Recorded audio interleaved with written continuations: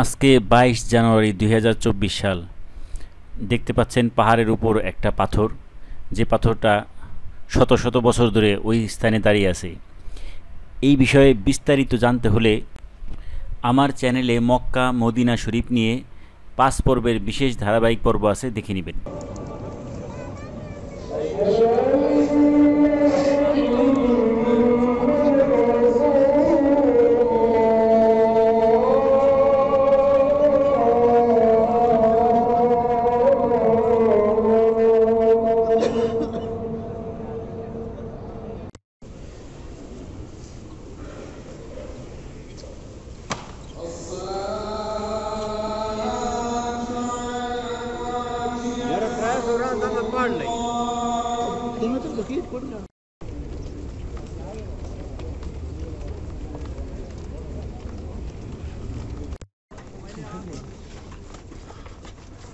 আসসালামু আলাইকুম লাল কবুর। আমরা এখন জান্নাতুল বাকিতে আছি।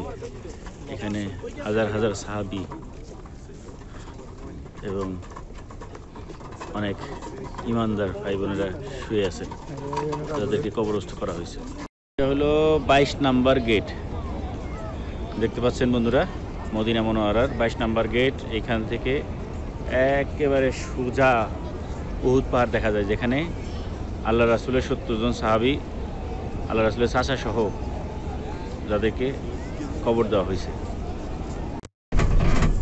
এটা হচ্ছে উহুদ পাহাড়, যেখানে উহুদের যুদ্ধ হয়েছিল, 70 জন সাহাবী শহীদ হয়েছিলেন।